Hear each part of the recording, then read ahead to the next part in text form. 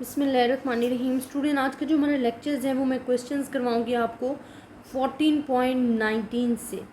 Student, 14.19 में आपसे simple से एक क्वेश्चन पूछा गया है। वो आप कहते हैं draw with the help of the random number the random sample size is 10 from binomial distribution with parameters. Binomial distribution में उन्होंने जो पैरामीटर्स दिए p is equals to 0.4 and n is equals to 5। ये आपको उन्होंने क्वेश्चंस में ही दे दिया गया है और वो आपको फाइंड करने का कह रहे हैं कि हमने रैंडम नंबर्स ड्रॉ करने हैं इस वैल्यूज़ के लिए असाइन नंबर्स करने। अब स्टूडेंट, सबसे पहले तो आपने जो आपको डिस्ट्रीब्यूशन कही जाती है आपने वो वैल्यूज़ फाइंड करनी होती हैं। आप देखें, आपको x की वैल्यूज़ जो हैं अब 5 नंबर तक गिवन है, क्योंकि उन्होंने कहा है कि जो n है वो 5 नंबर है। तो x की वैल्यूज़ क्या होंगी? 0 1 2 3 4 5। हमने x की वैल्यूज़ लिख दी हैं जो कि 0 1 2 3 4 5 आपके पास आ गई। अब आपको जो प्रोबेबिलिटीज़ फाइंड करनी है ना, या फ्रीक्वेंसीज, क्योंकि बाइनोमियल डिस्ट्रीब्यूशंस का जिक्र हुआ है। बाइनोमियल डिस्ट्रीब्यूशन आपके पास क्या होती है? N x n p x n q n minus x आपके पास होता है बाइनोमियल डिस्ट्रीब्यूशन। अब बाइनोमियल डिस्ट्रीब्यूशन में आप देखो, आपको एन भी गिवन है, एक्स भी गिवन है, पी भी गिवन है। क्यू आप ऑलरेडी फाइंड कर सकते हो, क्यू आपके पास होता है 1 माइनस पी। अगर आपके पास पी गिवन है 0.4 तो क्यू आपके पास आ जाएगा 0.6। आपने वैल्यूज़ पुट करनी है। आपके पास 5x 0.4x 0.6 5 माइनस एक्स आपके पास वैल्यूज़ आ गई। आपने एक्स की वैल्यूज़ पुट करते जाना है तो आपके पास जो प्रोबेबिलिटी आती जाएगी, प्रोबेबिलिटीज़ ऑफ एक्स जो हैं वो आपके पास आती जाएंगी, आपकी वैल्यूज़ जो हैं वो आपको गिवन होती जाएंगी। अब हमने फाइंड करना है कैम्युलेटिव प्रोबेबिलिटीज़। कैम्युलेटिव आप क्यों फाइंड करोगे? आपने क्योंकि नंबर असाइन करने हैं। कैम्युलेटिव मीन क्या होता है? जमा करते जाते हो। अब आपकी फर्स्ट प्रोबेबिलिटी आपके पास ये थी, आपने इसमें जमा कर दिया, आपके पास नेक्स्ट आ गई। आप फिर इसमें ऐड करोगे, नेक्स्ट आ जाएगी, फिर इसमें ऐड करोगे, नेक्स्ट आ जाएगी, नेक्स्ट में ऐड करोगे आपके पास ये आ जाएगी, और देन ऐड करोगे तो आपके पास 1 आ जाएगी। और हम वैसे भी कहते हैं कि सम ऑफ द प्रोबेबिलिटीज़ जो होता है वो ऑलवेज इक्वल्स टू 1 होता है। अब हमने जो नंबर असाइन करने हैं स्टूडेंट्स, क्योंकि यहाँ हमारे पास 4 डिजिट नंबर यूज़ होंगे। आप देखो पॉइंट के बाद कितने नंबर हैं? 4 नंबर हैं। आपने 0 0 0 से स्टार्ट करना है और इससे एक नंबर लेस लेना है। आप देखो यहाँ 0 7 7 8 है, आपने लेना है 0 7 7 लेना है। इसी तरह हमने 0 फिर लेना है 0, इसे नंबर इंक्रीज़ करना है, ये इंक्रीज़ कर दिया। अब हमने क्या लेना है कि इससे लेस नंबर एक लेना है, 69 आ गया। अब फिर यही इससे ग्रेटर नंबर लेना है तो आपके पास 70 आ गया, यही वाला नंबर। फिर इससे लेस लेना है तो 25 आ गया। यहाँ आपने वही नंबर अगेन लिख दिया। फिर आपके पास एक इससे लेस लेना है, यहाँ भी आपने लेस लेना है, यहाँ भी आपके पास लेस आ जाएगा। इट्स मीन 0 0 0 से लेकर 999 तक आपने नंबर जो है वो साइन कर लिए। अब हमने क्या करने होते हैं कि 10 नंबर्स जो हैं वो रेंडमली, जो आपको रैंडम नंबर टेबल्स गिवन होता है ना, आपने वहाँ से फाइंड करने हैं। फाइंड कैसे करने हैं? रेंडमली आपने रैंडमली कोई से भी नंबर सेलेक्ट कर लेने हैं। जब आप सेलेक्ट करोगे आपने देखना कि ये नंबर किस किस रेंज में आ रहे हैं। जो आपने नंबर असाइन किए हैं ना यहाँ पे, आपने देखना है कि आपके पास क्या 2 की रेंज में आ रहे हैं, क्या 4 की रेंज में आ रहे हैं, क्या 5 की रेंज में नंबर आ रहे हैं। नंबर जहाँ रेंज में आ रहे हैं वो उन्होंने लिख दिया। 2 की रेंज में आ रही है, 5 की आ रही है, 0 की, ये 1 की, ये 0 की रेंज में।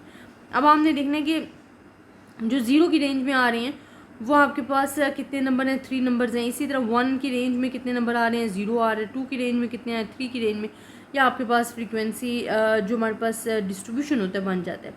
अगर यही क्वेश्चन वो पाइजन डिस्ट्रीब्यूशंस के लिए कह रही हैं और वो आपको कह रहे हैं कि म्यू इज इक्वल्स टू आपके पास 4 गिवन है, तो आपने क्या करना है कि पाइजन डिस्ट्रीब्यूशंस का सबसे पहले तो आपको फार्मूला पता होना चाहिए, mu x n x factorial, या आपने खुद फार्मूलाज याद रखने हैं। अब यहाँ पे आपके पास जो 10 नंबर्स हमने साइन कर लिए हैं, x की वैल्यूज़ 10 होगी है। एंड क्योंकि हमें यहाँ नंबरिंग नहीं कंफर्म की गई, लेकिन ऊपर हमें बताया गया है जो रैंडम सैम्पल साइज़ हमने लेना है वो 10 रैंडम नंबर्स लेने हैं। प्रोबेबिलिटीज़ जो फाइंड करनी है, क्योंकि स्टूडेंट यहाँ पे हमें म्यू की वैल्यूज़ दे दी गई है, पाइजन डिस्ट्रीब्यूशन है, and pigeon distribution have only 1 parameter, तो आपने पैरामीटर को पुट करना है और आपके पास जो आंसर है वो आपने ले लेना है। आपके पास ये वैल्यूज़ जो हैं आ जाएंगी। आपने लिया, अब कैम्युलेटिव फ्रीक्वेंसी फाइंड किया। कैम्युलेटिव फ्रीक्वेंसी आपने सेम जिस तरह बाइनोमियल के लिए फाइंड किया वैसे ही आपने पाइजन डिस्ट्रीब्यूशंस के लिए फाइंड करनी है। आपके पास अब क्या आ जाएगा? 0.0183 है। इसको हमने लिया नेक्स्ट पे, जो कि हमने ऐड किया, तो आपके पास नेक्स्ट वैल्यूज़ आ जाएगी। इसको ऐड करने, इसमें नेक्स्ट आपके पास वैल्यूज़, यही आपने प्रोसेस करना है, आपके पास 1 प्रोबेबिलिटीज़ आ जाएगी। अब नंबर असाइन करने हैं, नंबर असाइन करने का मेथड ये है, अब देखो पॉइंट के बाद आपके पास 4 डिजिट है, हमने 4 0 लिख दिया। अब 0 1 8 3 है, हमने 8 2 लिख देना है, यहाँ 0 1 8 2 लिख देना है। यहाँ आपके पास क्या है 0 9 1 6 है, हमने 1 5 लिख देना है। यहाँ पे 80 लिख देना है, या हमने एक एक डिजिट इससे कम लेना है, बाकी आपके पास वही नंबर जो हैं असाइन होंगे और ये आपके पास असाइन नंबर्स हो जाते हैं। अब आप 10 रैंडमली सिलेक्टेड करोगे नंबर्स जो कि आपके टेबल में गिवन होंगे, आपने वो सिलेक्ट करने हैं और देखने के किस किस रेंज में आ रहे हैं, तो सिंपली आपके पास वैल्यूज़ आ जाएंगे और ये सॉल्व हो जाएगा आपका क्वेश्चन।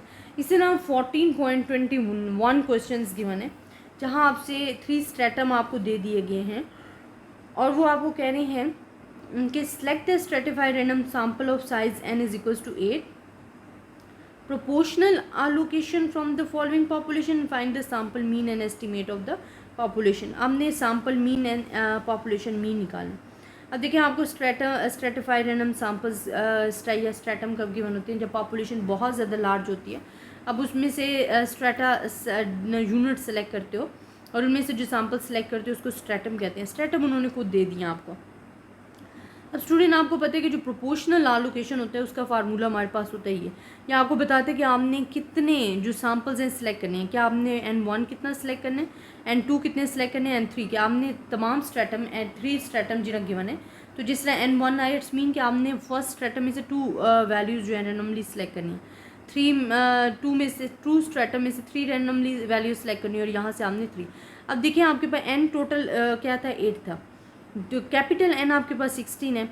4 हमारे पास क्या आया है कि टोटल वैल्यूज़ जो N1 में थी पॉपुलेशन में वो 4 थी, यहाँ 6 थी, यहाँ 6 थी। आपने पुट किया, आपने आंसर लिया। अब आप इट्स मीन कि आपने यहाँ जो स्ट्रेटम 1 है वहाँ से 2 वैल्यूज सेलेक्ट किया, आपने रैंडमली 2 वैल्यूज सेलेक्ट कर ली। फिर नेक्स्ट में से आपने 3 वैल्यूज सेलेक्ट करनी थी आगे, और नेक्स्ट में से भी 3 करनी थी, या आपने सेलेक्ट कर ली। सैम्पल मीन आपके पास क्या आ जाता है कि आपने तमाम वैल्यूज़ का सम करना है, डिवाइडेड बाई 8 करना है, तो आपके पास आ जाएगा सैम्पल मीन। तो आपको यही फाइंड करने के लिए कहा गया है कि आपने सैम्पल मीन फाइंड करना है और एस्टिमेट करना है पॉपुलेशन मीन। तो ये आपके पास सॉल्व हो जाता है क्वेश्चन। आई होप स्टूडेंट आपको इस क्वेश्चन की समझ आई होगी कि हमने कैसे करना है। नेक्स्ट क्वेश्चन जो आपको मैं करवाने लगी हूँ, यह आपके एग्ज़ाम्स में भी आया हुआ है और इम्पॉर्टेंट है, ये इंशाल्लाह मैं आपको नेक्स्ट जो है क्वेश्चन करवा देती हूँ। 14.22 है, ये आपके पास एक तो स्ट्रेटिफाइड रैंडम सैम्पल्स हैं, जिस तरह भी आपने फाइंड किया वैसे ही सेम फाइंड करना है। अब वो आपको कह रहे हैं कि हमारे पास a sample of 2% of all employees is design a sample plan such each age is proportionally represented. अब आपके पास जो वैल्यूज़ गिवन है ना, वो आपके पास जो सिंपली गिवन है वो आपके पास गिवन है 15%, 30, 25%, 20 एंड 10, जो आपको गिवन है पार्ट बी 14.22 में। अब 15 का क्या मतलब है परसेंटेज, पहले तो हमने इसे परसेंटेज में कन्वर्ट करना है ना प्रोपोर्शनली। अब देखिए हमारे पास आ जाता है 15 परसेंटेज है, 15 डिवाइड बाई 100 है, और मल्टीप्लाई आप करोगे टोटल से। टोटल आपके पास क्या है 3 lakhs आपको गिवन है। जब आप इसे सॉल्व करोगे तो आपके पास आंसर आ जाता है 45। ये आपके पास जो आंसर है इसको आपने लिखना है N1 की जगह। इसी तरह नेक्स्ट अगर आपको 30 गिवन है तो 30 डिवाइडेड बाय आपने करना है 100 मल्टीप्लाई बाय 3 लाख जो आपके पास गिवन है। इसको जब आप सॉल्व करोगे तो आपके पास जो वैल्यूज़ आएंगी वो आएंगी 90,000, जो कि आपने यहाँ पे लिखनी है N2P की जगह। इसी तरह नेक्स्ट आपने 25 के लिए अगर ले रहे हो तो 25 डिवाइड बाय 100 मल्टीप्लाई बाय आपके पास क्या आ जाएगा 3 lakhs। हमने जब इसे सॉल्व करना है तो आपके पास आ जाएगा 75, ये आपके पास आ जाएगा N3। बाकी आपको ये गिवन है N गिवन है, टोटल गिवन है, टोटल पॉपुलेशन गिवन है N1, N2, N3 आपके पास आ जाएंगे, जो कि उन्होंने परसेंटेज में दी हुई थी, आपने उसे कन्वर्ट किया है और आपने सैम्पल्स के लिए वैल्यूज़ फाइंड किए हैं, तो आपके पास ये सॉल्व हो जाएगा क्वेश्चन। ये क्वेश्चन जो स्टूडेंट्स आपके पास पार्ट बी का है, या आपके 5 ईयर्स पेपर में भी आया हुआ है, इंपॉर्टेंट क्वेश्चन हैं। बाकी आपके पास आगे थ्योरी स्टार्ट हो जाती है, और आई थिंक थ्योरी मैंने ईच एंड एवरी क्वेश्चन जो है आप लोगों के साथ डिस्कस किया हुआ है। अगर इनमें से किसी भी क्वेश्चन में आपको फिर भी प्रॉब्लम है आप मुझसे डिस्कस कर सकते हो। मेरी कोशिश है कि मैं उस आपकी जो प्रॉब्लम्स होती हैं उनको दूर करूँ और एग्ज़ाम्पल्स भी मैंने आपको करवा दी हैं। बीएससी के चैप्टर 14 की एक्सरसाइज भी कंप्लीट हो गई है। अगर आपको फिर भी किसी किस्म की कन्फ्यूजन होती है आप मुझसे डिस्कस कर सकते हो। प्लेलिस्ट में जाके देखा करें, वहाँ आपको numbering each and every unit जो है या लेक्चर जो है वो नंबरिंग की सूरत में गिवन होते हैं। तो प्लेलिस्ट में मस्ट आप जाके देखा करें, फिर आपको किसी किस्म की कन्फ्यूजन नहीं रहती। तो अपनी दुआओं में याद रखिएगा स्टूडेंट्स। अल्लाह हाफिज़।